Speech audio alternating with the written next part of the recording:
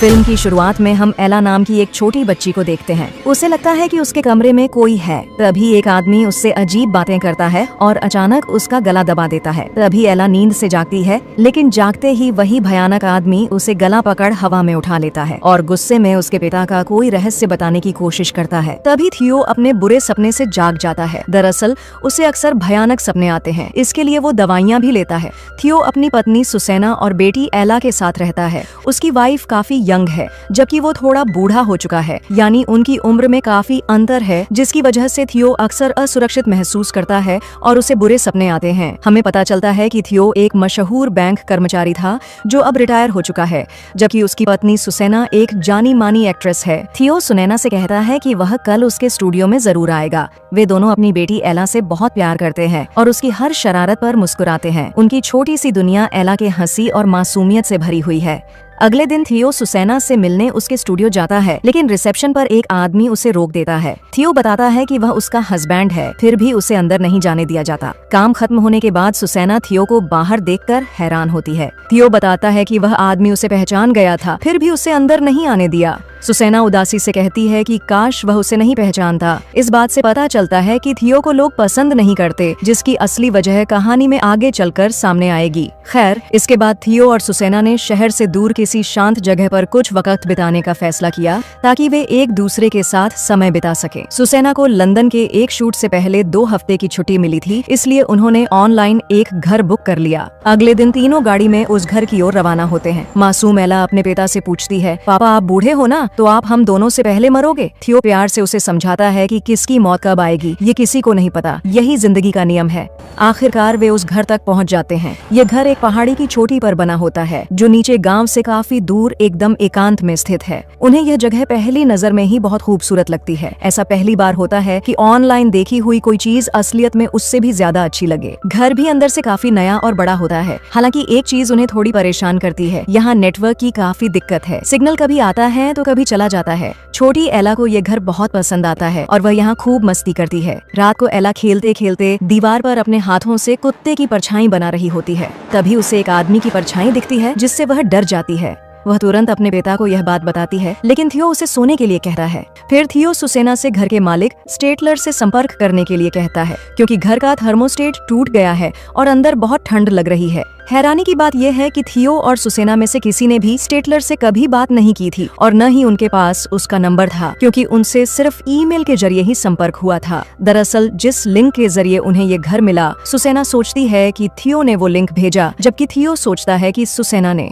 तभी वे देखते हैं कि एला उनके कमरे के बाहर खड़ी होकर उनकी बातचीत सुन रही थी। थियो के बुलाने पर वह चुपचाप अपने कमरे में वापस चली जाती है और सो जाती है। हम देखते हैं कि रात के करीब 10:30 बजे सुसैना लैपटॉप पर अपना कुछ काम कर रही होती है, जबकि थियो नीचे जाता है घर की सारी लाइटें बंद करने। थियो मेन हॉल के स्विच से वहां की लाइट तो बंद कर देता है, लेकिन एक लैंप अभी भी ऑन था। उसे लैंप का स्विच नहीं मिलता। तभी उसे एक दरवाजा दिखाई देता है। इसे खोलने पर एक छोटा सा कॉरिडोर दिखता है और वहाँ उस लैंप का स्विच था, लेकिन वह देखता है कि सामने एक और रूम की लाइट ऑन थी। वह स्टडी रूम में जाता है और उसी कमरे से जुड़ा हुआ एक और कमरा था। वह पहले लैंप बंद करता है और फिर अटैच लॉन्ड्री रूम की लाइट ऑन देखकर अंदर जाता है। यहाँ दीवार पर एक तस्वीर टंगी होती है। वह सारी लाइटें बंद कर स्टडी रूम से बाहर चला जाता है, लेकिन हम देखते हैं कि लैंप अपने आप ऑन हो जाता है। थियो अपने कमरे में वापस आकर देखता है कि सुसैना सो चुकी है, जिससे उसे बहुत हैरानी हुई, क्योंकि सुसैना इतनी जल्दी कभी नहीं सोती थी। उसे जगाने पर सुसैना उससे पूछती है कि वह कहाँ था। थियो बताता है कि वह लाइट बंद करने गया था और फिर खुद भी सो जाता है। हम देखते हैं कि रात के करीब 3 बज चुके थे, जिसका मतलब है कि थियो लगभग 5 घंटे तक गायब था। अब अगली सुबह होती है। थियो जागकर देखता है कि वो आज इतनी लेट तक सोया है। उसे याद नहीं कि वो 3 बजे सोया था। उसे सुसैना का एक नोट मिलता है कि वे बाहर वॉक के लिए गए हैं। एला अपनी माँ सुसैना से पूछती है कि क्यों हर कोई उसके पिता से नफरत करता है। पहले तो सुसैना बात को टालने की कोशिश करती है, लेकिन फिर वह बताती है कि थियो की पहली पत्नी थी, जो कि बाथटब में डूबकर मर गई, क्योंकि उसने कुछ नींद की दवाई खा ली थी, जिसके कारण वह बाथटब में सो गई और नींद में डूबने से उसकी मौत हो गई। पुलिस को लगा कि थियो ने उसकी हत्या की, जिसके लिए उनके खिलाफ हत्या का केस भी दर्ज हुआ था, लेकिन उसका पिता निर्दोष साबित हुआ और अदालत ने उसे छोड़ दिया। ये केस न्यूज में काफी वायरल हो गया और सब लोग उसके पिता को जानने लगे, इसलिए सभी उन्हें पसंद नहीं करते। यहाँ घर में थियो अपने कुछ नोट्स लिख रहा होता है। दरअसल वो मेडिटेशन ट्रिक्स को किताब में लिख रहा है। इसके बाद वो नीचे गांव में किराने की दुकान पर जाता है और वहाँ कुछ खाने का सामान लेता है। इस दौरान दुकान वाला उससे पूछता है कि उसे उस घर के बारे में कैसे पता चला। थियो बताता है कि उसने वो घर इंटरनेट पर देखा था और सभी फॉर्मेलिटीज इंटरनेट पर पूरी की। थियो पूछता है कि वो घर अभी भी इतना नया कैसे है। दुकान वाला बताता है कि वहाँ पहले कोई पुराना घर था और उसके ऊपर एक अलग घर और उसके ऊपर एक और घर बनते गए। ये बात थियो को काफी अजीब लगती है। दुकान वाला थियो को एक राइट ट्रायंगल स्केल देता है। उसने ये क्यों दिया ये भी काफी अजीब था। बाहर दुकान वाले की पत्नी पूछती है कि तुमने स्टैडलर को कभी देखा है। थियो मना करता है तो वो कहती है कि उसने तुम्हें देख लिया। खैर वो ये सब बातें इग्नोर करके वापस ऊपर घर में सामान लेकर आता है। अंदर आने पर थियो को पता चलता है कि एला को सब कुछ पता चल गया है, जिससे वह सुसेना पर बहुत नाराज हो जाता है, क्योंकि उन्होंने तय किया था कि जब एला 10 साल की होगी तब सब कुछ बताया जाएगा और वो खुद उसे सब कुछ बताना चाहता था क्योंकि ये सब उसके बारे में है। थियो और सुसेना के बीच बहस होती है, लेकिन रात में खाने के दौरान एला थियो को सांत्वना देती है और अभी भी उसकी आंखों में उसके लिए वही प्यार और सम्मान है। यह देखकर थियो को खुशी होती है कि उसकी बेटी को उस पर विश्वास है। जब सुसेना नहाने जाती है तो थियो उसका फोन और टैबलेट देखता है क्योंकि उसे शक था कि वह उसे चीट कर रही है। वो उससे बातें करके ध्यान रखता है कि वो बाहर न आ जाए। वो उसका लैपटॉप भी चेक करता है, लेकिन उसे उनमें से कुछ नहीं मिलता जिससे वो ये मान सके कि उसका अफेयर चल रहा है। थियो सुसेना से माफी मांगता है। सुसेना पूछती है कि इस बात के लिए। यहाँ थियो अपनी बेटी का जिक्र करता है कि वो अब भी उससे उतना ही प्यार करती है कि सुसेना ने उसको अच्छी तरह समझाया है, शायद उससे भी बेहतर। इसके बाद वे दोनों सो जाते हैं। लेकिन देर रात को थियो अपने बेड से उठता है और सुसेना उससे जागने का कारण पूछती है। वह सुसेना से सोने के लिए कहता है और स्टडी रूम में जाता है। दरअसल उसे अपनी पुरानी पत्नी की वजह से बुरे सपने आते हैं, इसलिए वो मेडिटेशन क्लासेस सुनता है और जब वह अपनी डायरी देखता है तो उसमें लिखा होता है कि उसे यहाँ से चले जाना चाहिए। उसे नहीं पता कि ये किसने लिखा और ये भी कि यहाँ टाइम अलग तरीके से चलता है। जैसे कि वो पीछे देख रहा था तो आगे शीशे में वो सामने देख रहा था, हालांकि पीछे कुछ नहीं था। लेकिन दूसरी बार देखने पर वहाँ एक तीसरा दरवाजा था। अब वो सोचता है कि ये कैसे पॉसिबल है। नीचे बहुत सारी सीढ़ियाँ होती हैं। नीचे बेसमेंट में जाने के बाद उसे पुराना घर दिखता है। वहाँ उसे एक आदमी की झलक सी दिखती है, लेकिन उससे भी बड़ी बात वहाँ उसे अपनी बेटी के साथ की तस्वीर पड़ी दिखती है। और हद तो तब हो गई जब उसे आगे जाकर अपनी बेटी की बॉडी मिलती है। अपने बेटी को मरा हुआ देखकर वह हड़बड़ा जाता है। उसे समझ आ जाता है कि यह सपना ही होगा और सपने को तोड़ने के लिए वो शीशे से अपना हाथ काट लेता है और जब इससे भी कुछ नहीं होता तो आखिरकार वह अपने गर्दन पर शीशा घुसा देता है। तभी सुबह थियो अपने सपने से जागता है, मतलब कि जो कुछ उसके साथ हुआ वह सब सपना था। वह अपनी पत्नी को बताता है कि उसे बहुत बुरा सपना आया। वह अपनी पत्नी को स्टडी रूम में कहता है कि उसने इस जगह एक दरवाजा देखा था जिसके आगे सीढ़ियां थीं और नीचे बहुत बड़ा पुराना बेसमेंट था। सुसेना अटैच रूम में जाकर देखती है कि वॉशर यहाँ है। वह बहुत खुश होती है। थियो उसे वो तस्वीर दिखाता है जो उसने अपने सपने में देखी थी। सुसेना को समझ आता है कि पहले उसने यह जगह तस्वीर में देखी, फिर वही उसके सपने में आ गई। थियो पूछता है कि क्या रात को वह उठा था और क्या वह नीचे गया था। सुसेना कहती है कि नहीं, रात को वह सो रही थी। मतलब अगर ऐसा होता तो उसे पता चलता ये सपना ही था।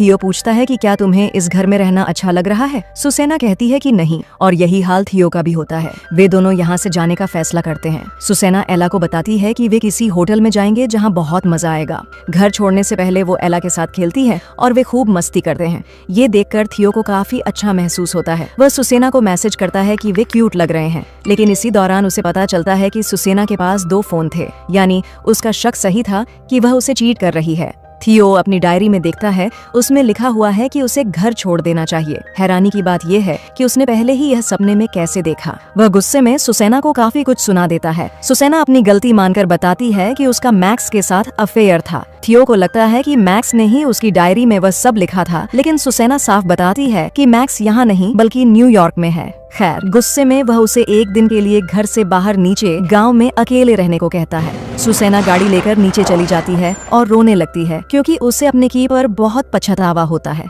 यहाँ घर में थियो खाना बना रहा होता है और एला स्केटिंग कर रही होती है, लेकिन गलती से उससे पानी का गिलास गिर जाता है और थियो देखता है कि फर्श पर गिरने वाला पानी अजीब तरीके से 2 अलग अलग जगहों पर फैल गया। वो दोबारा फर्श पर पानी डालता है और इस बार भी पानी 2 अलग अलग दिशाओं में बंट गया। उन दोनों को यह सब बहुत अजीब लगता है। थियो दीवार पर वह राइट ट्रायंगल लगाता है जो दुकान के मालिक ने दिया था। वो देखता है कि दीवार 1 फुट के गैप में टेढ़ी हो गई थी, जबकि दीवार दिखने में सीधी लग रही है। इसके बाद थियो 1 इंच टेप लेता है और जब जब उससे कमरे को अंदर और बाहर से मापता है तो उसे पता चलता है कि उस कमरे की लंबाई बाहर के मुकाबले अंदर से 5 फीट ज्यादा थी। एला को भी इस बात पर यकीन नहीं होता क्योंकि कमरे का अंदर से बड़ा था जबकि बाहर से छोटा होना असंभव है। एला अपना कोट लेने के लिए घर के अंदर जाती है। बाहर आते वक्त वह दरवाजा तो खोलती है लेकिन बाहर नहीं निकलती। थियो को हैरानी होती है। पहले तो उसे लगता है कि एला उसके साथ लुका छिपी खेल रही है, पर जब उसे पूरे घर में एला नहीं मिलती तो उसे एहसास होता है कि वो सचमुच कहीं गायब हो गई है। दूसरी तरफ हम एला को बेसमेंट में देखते हैं जहाँ कई दरवाजे होते हैं। उनमें से एक दरवाजे से जब एला अंदर जाती है तो वह वहाँ एक नल देखती है। तभी उसके सामने वही आदमी आता है जो थियो के सपने में आता था। एला डरकर दूसरी तरफ भाग जाती है। यहाँ थियो उसे ढूंढते हुए स्टडी रूम वाली गैलरी का दरवाजा खोलता है, लेकिन अचानक वो बाहर हॉल में आ जाता है।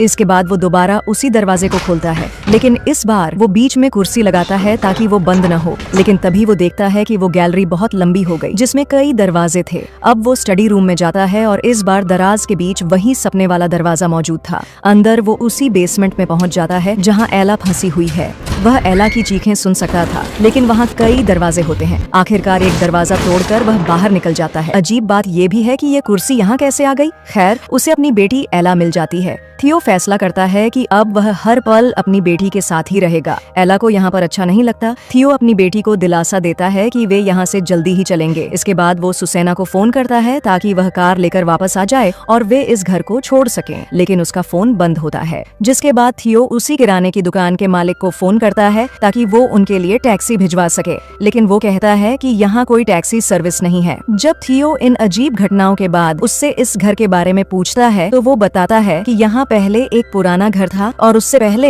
इस जगह पर डेविल्स टॉवर था। वो यहाँ लोगों की आत्मा कैद करता है, लेकिन गॉड उसे डिस्ट्रॉय कर देता है, लेकिन डेविल शैतान हर बार इसे फिर से बनाता है। थियो गुस्से में उसे उनको ले जाने को कहता है, लेकिन वो कुछ नहीं कर सकता। वो कहता है कि यहाँ पहले भी कई लोग फंस चुके हैं। इस बीच थियो को दीवार पर उन सभी लोगों की तस्वीरें दिखने लगती हैं जो पहले यहाँ नहीं थीं। थियो तुरंत एला को लेकर पैदल ही घर से निकलने का फैसला करता है। जब वे बाहर होते हैं, उन दोनों को घर में एक आदमी दिखता है जो उन्हें जाते हुए देख रहा था। वे जल्दी से पहाड़ी से नीचे गांव की ओर पैदल ही जाने लगते हैं, जो कि 6 किलोमीटर दूर है। चलते चलते वह लड़खड़ा जाता है और बाहर बहुत ठंड भी होती है, लेकिन वो हार नहीं मानता और नीचे चलता जाता है। थोड़ी दूर जाने पर उसे एक रोशनी दिखाई देती है और उसके पास जाने पर जो उसने देखा उससे दिल बुरी तरह धड़कने लगता है। उसके सामने इस सुनसान पहाड़ी पर वही घर था। एला भी डर जाती है। थियो उसे दिलासा देता है कि सब ठीक है। एला कहती है कि नहीं, वे सारे टाइम नीचे ही चल रहे थे और यहाँ कैसे आ गए। बाहर बहुत ठंड होती है और वे पूरी रात बाहर नहीं रह सकते, इसलिए वो एला को घर के अंदर आखिरी बार चलने के लिए मना लेता है, ये कहकर कि वे सुबह यहाँ से निकल जाएंगे।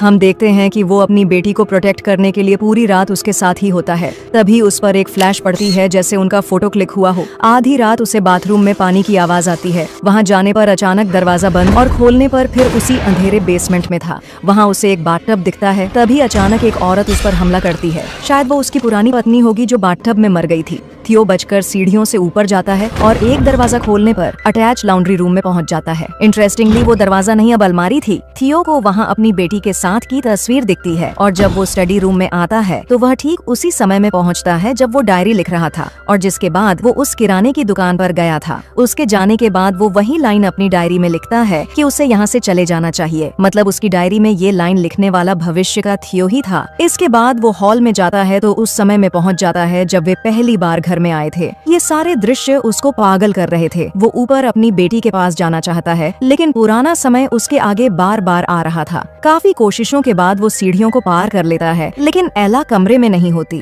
तभी उसे सुसैना दिखती है जो गाड़ी लेकर वापस आ गई है, लेकिन एक सेकंड में ही फिर वही पुराना समय। एक झटके में वो फिर उस पुराने घर में पहुंच जाता है। उसके सामने इस बार स्टैडलर खड़ा था। वो उसे एला को छोड़ने को कहता है जो इस घर में कहीं फंसी हुई है। वो बस उसकी आवाजें सुन सकता है। थियो कहता है कि वो बेकसूर है। वो उसे छड़ी से मार रहा है, लेकिन वो देखता है कि वो स्टैडलर कोई और नहीं, वो खुद है। स्टैडलर कहता है कि एला को मैंने नहीं, तुमने कैद कर रखा है। थियो स्वीकार कर लेता है कि उसने ही अपनी पत्नी को मारा था। वो समझ जाता है कि उसे अब क्या करना है। तभी उसकी बेटी एला उसे मिल जाती है। वो अब उसे लेकर बाहर जाता है। चूंकि सुसैना आ चुकी है, वो एला को गाड़ी में बैठा देता है। सुसैना पूछती है कि क्या तुम नहीं जा रहे? थियो कहता है कि अगर वो उनके साथ गया तो वे दोनों भी हमेशा के लिए यहाँ कैद रहेंगे। सुसैना उससे रिक्वेस्ट करती है कि वे तीनों यहाँ से चले जाएं, लेकिन थियो अपना राज बताता है कि उसने ही अपनी पत्नी को मारा था। वो वहीं था जब उसकी पत्नी डूब रही थी, लेकिन वो देखता रहा उसे मरता, क्योंकि वो उससे गुस्सा था। सुसैना उसकी बात मान जाती है। रात को वो अपने आप को ही बाहर देखता है जब वो अपनी बेटी के साथ बाहर पैदल निकला था। मतलब जो उन्होंने घर में आदमी देखा था वो खुद थियो था। अब इस घर के बारे में बताया जाता है कि कुछ खास लोग इस घर को ढूंढ लेते हैं, लेकिन कभी उसके उलट ये घर उन्हें ढूंढ लेता है।